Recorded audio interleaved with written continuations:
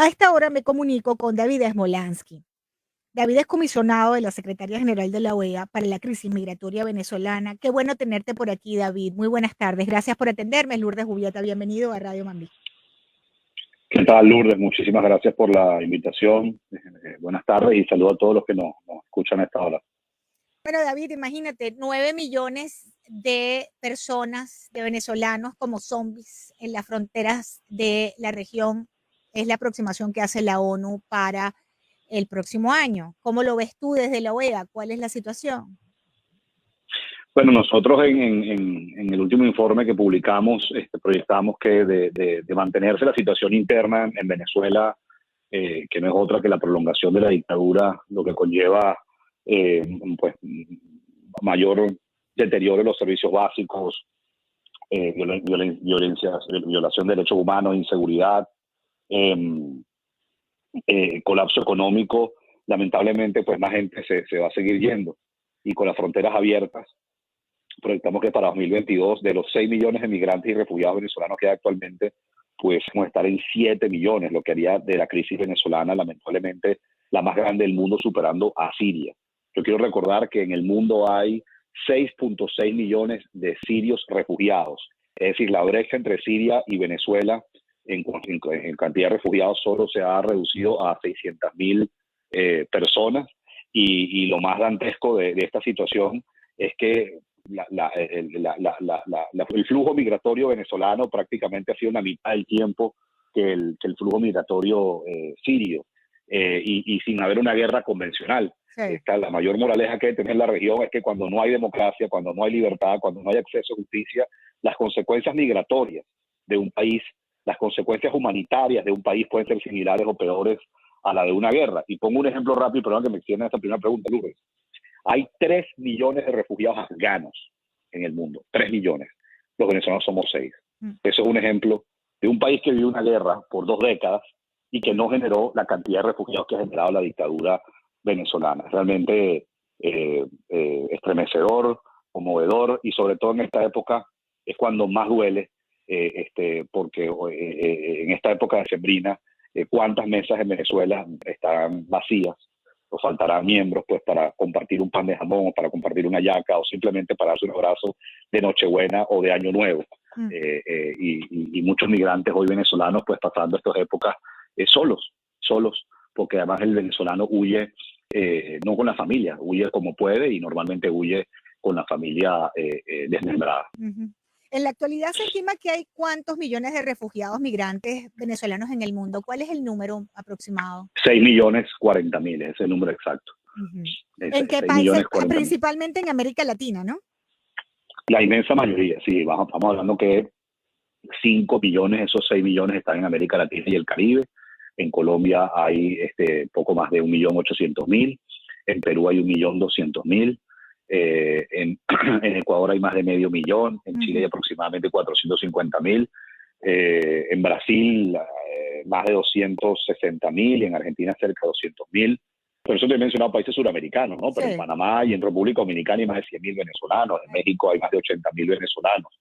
Entonces esto es una crisis que ha abarcado todo el continente, y que bueno, si bien es cierto, 5 de los 6 millones están en América Latina y el Caribe, no es poca cosa decir que hay 1 millón de venezolanos en el resto de los países del mundo, donde principalmente pues están Estados Unidos y España, ¿no? Ahora, fíjate, David, hay una percepción que se está manejando desde Venezuela, y algunos sectores se han encargado de ser multiplicadores de esa percepción de riqueza que hay en el país y de gente retornando al país. ¿Qué cifras tú manejas de retorno? Mira, el retorno es algo muy pequeño. Obviamente el régimen, con toda la plataforma comunicacional que tiene, la hegemonía comunicacional que ha instalado, pues ha hecho toda una propaganda de lo que llaman el plan Vuelve a la Patria. Pero es incomparable la gente que ha regresado, que está en su derecho, por cierto, porque cualquier ser humano tiene derecho de volver al país en donde nació, pero es incomparable con la cantidad de gente que se ha ido. Incomparable. O sea, miles de venezolanos están huyendo diariamente, es literal. Miles de venezolanos están deambulando por todo un continente todos los días. Y déjame decirte algo, Lourdes, yo creo que el fenómeno más relevante del año 2021 en la crisis migratoria, que ciertamente no estuvo como ocurrió en el 2020, no tuvo la misma vorágine por las restricciones fronterizas debido a la pandemia, pero si hay algo para mí que fue quizás de lo más destacado, y no positivamente, sino todo esto lo hablo negativamente, es el incremento de venezolanos ingresando a Estados Unidos por la frontera sur. Te lo iba a decir eso ahora. No ocurría, Nunca. eso no ocurría. Nunca va a no ocurría. Y estimamos, y puedo quedarme corto con esta cifra, que aproximadamente 55,000 venezolanos han ingresado a los Estados Unidos por la frontera sur. Y quiero, perdón que me quedo otra vez con esto, quiero hacer un llamado aquí con mucha responsabilidad, porque algunos me dicen que en términos absolutos sigue siendo inferior a otras nacionalidades, y es verdad, sigue siendo inferior en términos absolutos a otras nacionalidades, especialmente centroamericanas o de México, pero cuando nos vamos en términos relativos, es decir, el crecimiento porcentual en comparación al año pasado, la nacionalidad que más creció ingresando a los Estados Unidos fue la venezolana. No se llegaba ni a 200 personas hace un año para ingresar a los Estados Unidos y hoy son más de 55,000. Entonces, esto es algo a considerar y lo he venido diciendo. No veo razón alguna para que los venezolanos dejen mientras sigan huyendo de Venezuela, pues tomen Estados Unidos como frontera sur, que por cierto, la mayoría además no sale de Estados Unidos, vienen de un tercer país. De México. Eran venezolanos, por ejemplo, que estaban asentados en México. También hay muchos casos de personas que están en Ecuador, en Colombia. Y de tráfico, Chile, David, de tráfico. Aquí mismo hemos tenido denuncias de tráfico, personas que le dicen vas a ir de tal parte a tal parte, tal parte y tal parte, y te pasamos por tal parte. Tenemos los sonidos y lo hemos publicado y todo eso. Estamos conversando con Damián Molangi. David es el comisionado de la Secretaría General de la OEA para la crisis migratoria venezolana, que según proyecciones de la ONU va a llegar en el 2022 a 9 millones y según las proyecciones de la OEA, donde él está, unos 7 millones, nos dijiste, ¿verdad? Sí, pero ahí quiero hacer una aclaratoria, Lourdes, porque yo creo que haya habido una confusión del plan de respuesta que presentó la plataforma que creó Naciones Unidas para atender la crisis migrante y refugiados, porque se habla de una proyección de 9 millones. Sí. Y no es tan así, porque si uno ve el gráfico que ellos presentaron y ha generado confusión, ellos obviamente pues, dan el mismo número que nosotros, que son 6 millones de migrantes y refugiados, pero hay un número importante que hablan de la migración pendular, que ponen 1.800.000. ¿Qué es la migración pendular? Bueno, es aquel venezolano que reside en Venezuela, pero que, por ejemplo, va a Colombia por un día a comprar comida o a comprar medicina, o en el caso de algunas personas, como decimos en Venezuela coloquialmente, van a matar un tigre, o sea, van a la economía informal por unos días y se regresan. Entonces eso, técnicamente, nosotros, bueno, no lo consideramos una migración, es una migración pendular porque eso va y viene. Correcto. Pero al final es una migración que fue a Colombia por unos días y volvió, pero no se queda en Colombia. Exacto. Por eso es que es la diferencia entre uno y otro, ¿no? Ahora, 1.800.000, te habla también de la emergencia humanitaria compleja en Venezuela, o sea, 1.800.000 personas. Y de la crisis, ahora, del poco acceso a las condiciones elementales para tener una vida digna, ¿no? Una vida normal, una vida estable, que es lo que buscan la mayoría de los venezolanos en este caso, ¿no? Ahora, fíjate esto que te quería decir. Una vez que uno escucha estos números tan altos, uno piensa cómo queda el país, porque la mayoría de estas personas que se van son relativamente jóvenes, ¿no? Sí, bueno, sí, o sea, la mayoría de los venezolanos que huyen del país, estamos hablando de personas de entre 18 y 45 años de edad. Su edad productiva. Más de la mitad de los venezolanos que se han ido, la edad productiva. Su edad más productiva, lo que nos hace entonces, de cuando uno va desmenuzando esto, amigos oyentes y querido David, uno empieza a pensar, bueno, ya va. Esto es bien complejo porque lo que me retrata entonces la situación interna de Venezuela es un cambio también en la estructura de la población, David, porque estamos hablando menos número de nacimientos, estamos hablando de mayor envejecimiento de la población y además un país de abuelos, porque muchas de estas personas que se van dejan los hijos con sus padres, que vendrían siendo los abuelos de los muchachos, o de mujeres solas criando a la familia. O sea, la desestructuración familiar que conocemos todos los que venimos de regímenes de este estilo, donde existe un común denominador que es la separación familiar. David, hablemos de Cuba, hablemos de Nicaragua, hablemos de refugiados económicos. Es una lectura a primera vista también como una consecuencia de esto también. Totalmente, Lourdes, y por eso yo decía, pues la moraleja que nos tiene que dejar esta crisis de refugiados venezolanos, entre tantas cosas, es que la ausencia de justicia, libertad y democracia puede generar consecuencias migratorias similares o peores a países en guerra. Es decir, los sirios han huido de una guerra convencional, ¿no?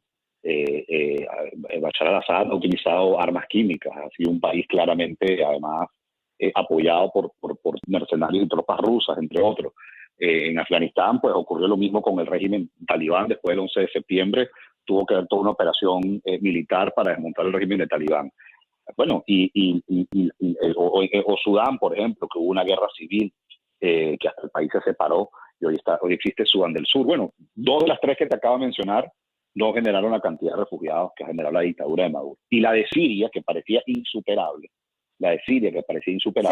Desafortunadamente estamos proyectando para el 2022 que pudiese haber más refugiados venezolanos que refugiados de Siria. Dicho de otra manera, y esto es aún más espeluznante y dramático y conmovedor, la crisis de migrantes y refugiados venezolanos proyecta ser el flujo migratorio más importante posiblemente después de la Segunda Guerra Mundial. Así de dramático es lo que ha hecho Maduro. Es un país de 30 millones de personas. Sí. O sea, en comparación a Cuba, que de Cuba se fue mucha gente, pero Cuba era un país de 10 o 11 millones de personas. Los venezolanos, o sea, la población venezolana triplica a la población cubana y es la cantidad de gente. Y otra cosa que además que es un fenómeno, o sea, el fenómeno migratorio venezolano.